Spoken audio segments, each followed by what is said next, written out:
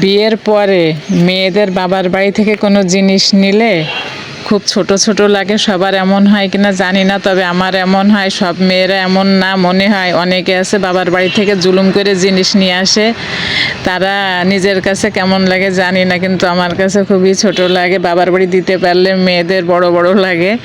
তো এই যে হচ্ছে সজিনা হয়েছিল আমার বাবার বাসার গাছের, সবাইকে ভাগ করে দেয়।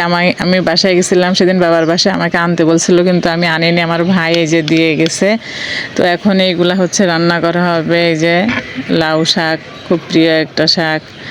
আর সজিনার দাম তো এখন অনেক, আর এটা তো খুব একটা সুপার ফুড। টমেটো তো রান্না বাড়া করা হবে। তা আমার মতো কার কার বাবার বাড়ির জিনিস নিতে মন চায় না? আমি চাই যে বাবার বাড়ির লোকজন ভালো থাকুক, সুস্থ থাকুক, কিন্তু বাবার বাড়ির লোকজনও চাই গাছে যদি একটা ঝাল হয় মেয়ের বাসায় পাঠায়। বাবা মাও কিন্তু এরকম মেয়ের থেকে খেতে পারে না, কিন্তু আমার তো মন চায় না বাবার বাড়ির কোনো জিনিস নিতে।